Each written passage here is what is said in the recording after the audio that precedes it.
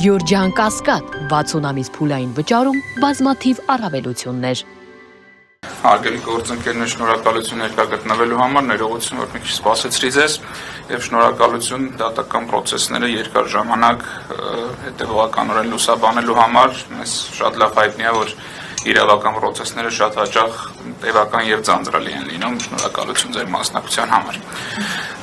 Որոշակի ժամանակահատված անցել է մեր նախորդ հանդիպումից եւ անհրաժեշտություններ առաջացել գտնել ինչ-որ պատուհան հայաստանյան լրահոսի իրավիճակում ձեզ ներկայացնելու եւ ընթացիկ զարգացումներ եւ այն ամեն ինչ տեղի ունեցել այս ընթացքում նաեւ անդրադառնալու այնպիսի հարցերի, որոնց հնարավորություն չէինք ունեցել նախկինում անդրադառնալ, հատկապես բարձր պաշտոն զբաղեցնող իրավապահների հրապարակային հայտարարություններին, թե առանձին արտաքներում ներկայացրել ենք, բայց կարիք կար նաեւ որոշակի հարց ու պատասխանի ձևով այդ ամենը նորից ձեզ ներկայացնել։ Մասնավորապես այսօր ուզում ենք արդարադատական կարգով հետ կիսվել մի փաստաթղթով, որը Հայաստանի Հանրապետության քննչական կոմիտեի նախագահը հայտարարել էր որպես Բաղդադ Սրբազանի ձեռքով գրված ահաբեկչության պլան։ Ընդ որում ձեր ուշադրությունն եմ ուզում հրավիրեմ, որ երբ որ գործը նոր էր հարուցվում եւ քննչական կոմիտեն, Հայաստանի Հանրապետության վարչապետը եւ նրա տարբեր սատելիտներ անընդհատ ինֆորմացիայով գրոհում էին հասարակությանը, այս փաստաթուղթը ընդհանրապես այն ժամանակ չի ժամցվել, թե օրինակ արմատուրավենի կտորները հրապարակում էին, որն էր պատճառը, որ այս փաստաթուղթը իրականում կարևորություններ չուներ, որևէ բան էլ չէր հուշում, բայց հետագայում երբ որ մեր կողմից մի քիչ քննադատական խոսք հնչեցվեց բարձր պաշտոններ զբաղեցնող իրավապահների հասցեին, մասնավորապես մատնանշել է, որ քննչական կոմիտեի նախագահը սուտ տեղեկություններ է հաղորդում հանրությանը, ենթադրում եմ ցանկություն առաջացավ ինչ-որ լրացուցիչ տվյալներով իր դիրքը ամրապնդելու եւ հերթական անգամ ենթականների մոտեցված կեղծ տեղեկատվությունը գործեց ազգային ժողովում քննչական կոմիտեի նախագահան ներկայացնել, վստահաբար պնդում կատարելով, որ գործում արկա է Բաղդադ Սրբազանի կողմից գրված փաստաթուղթ, նախ ցանկացած իրավաբանի եւ առավել եւս իրավապահի քննիչի քննչականի պետի համար շատ ակնհայտ պետք է լիներ, որ այդպիսի պնդում կատարելու համար դրա վերաբերյալ պետք է ունենալ անխոցելի ապացույցներ, մասնավորապես միակ տարբերակը, որով կարող է պնդել, որ այս կամ այն փաստաթուղթը գրված է Բաղդադ Սրբազանի կողմից, դա կարող է լինել միայն դատաձեռագրաբանական փորձաքննության միջոցով, նման փորձաքննություն երբևէ ոչ նշանակվել է, ոչ փորձ է կատարվել նման ընթացակարգով պարզելու եւ իրականում ցանկացածը կարող է վերցնել այս տեքստը եւ համեմատել Բաղդադ Սրբազանի ձեռագիր որևէ գրության հետ, որը քիչ չի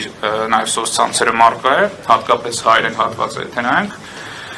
ոչ մասնագետի համար էլ միանգամից ակնհայտ կլինի, որ դա իր ձեռագիրը չի, մենք այսօր նաեւ ուզում ենք ներկայացնել այն իրավիճակը, ինչպես հայտնաբերվեց այս փաստաթուղթը եւ ինչի մասին է այն։ Այստեղ իհարկե փաստաթուղթը անգլերեն լեզվով է։ Ինչ բարձր որտեղ միկրոֆոնը։ Հա, փաստաթուղթը անգլերեն լեզվով է։ Այստեղ կարող եք տեսնել, որ այնպիսի աշխարհաքաղաքական դերակատարներ են ներկայացված, ինչպիսին օրինակ Ռուսաստան, Բելարուս, Իրան, Չինաստան, Վրաստան, Հնդկաստան, Կիպրոս, Իսպանիա, իրենք ամբողջ պետքա ներգրաված լինեն այս պլանի մեջ, այո, ներքևում նշված է, որ պետքա ներթափանցել թշնամի երկիր եւ գերի վերցնել 150-ից 250 հազար քաղաքացիական անձ։ Մենք դիտմամբ այս փաստաթուղթը չենք թարգմանել, որովհետեւ Փառք Աստծո ներկա ժամանակներում անգլերենի հետ խնդիր չունենք, ուզեցինք, որ հենց սա այսպես հրապարակվի եւ ձեռագրի տարբերությունները եւ բովանդակության անհեթեթությունը, որպեսզի եւ ձեզ եւ հանրությանը հասկանալի լինի, ու այս տեսակ փաստաթղթերին, որոնք հայտնի էլ չեն, թե ոնց են հայտնվել այդ տարածքում, ինչպիսի կարևորություն կարող են քաղաքական նպատակահարմարությունից ելնելով տալ այնպիսի բարձրաստիճան պաշտոնյաներ, ինչպիսին քննչական կոմիտեի ղեկավարն է։ Սա իրականում մեծացրած տարբերակն է, որպեսզի ձեր համար տեսանելի լինի։ Ինքը եղել է այսպիսի մի տետրի կազմի վրա գրված բան, որը այսպես մենք հետո նաև կնայենք տեսանյութը, թե ինչպես է, ինչ-որ դրցակներից դա սա խուզարկությամբ հայտնվել է Բագրատ Սրբազանի կեցավայրից,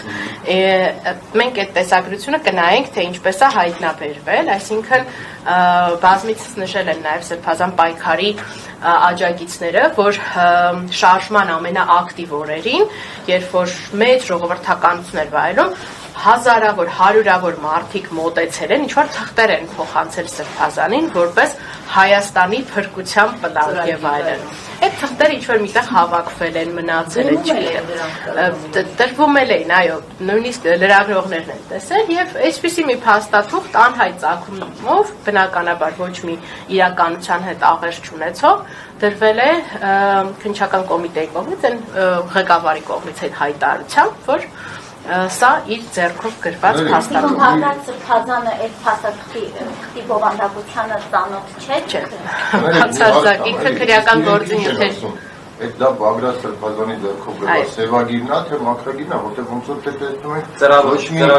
ոչ մի բան չկա, էլի, ջնջում բան չկա, շատ մաքուր արտագրված է, դա ինչ են ասում, որն է, մաքրագիրն է, թե սևագիրն։ Իրականում քրեական գործունեությունում առհասարակ արկա չէ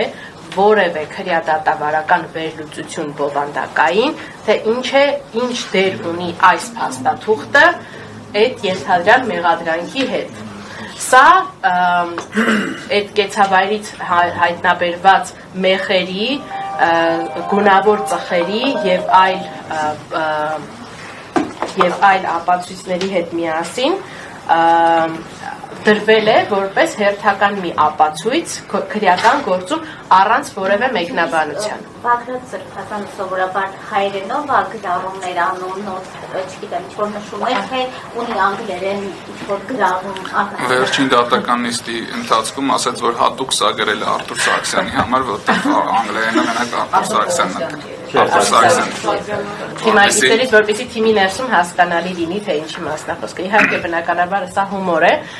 Սովորաբար, իհարկե, Բագրատ Սրբազանը ունի անգլերենին գերազանց տիրապետում է, մագիստրոսի կոչում ունի Անգլիայի բարձրագույն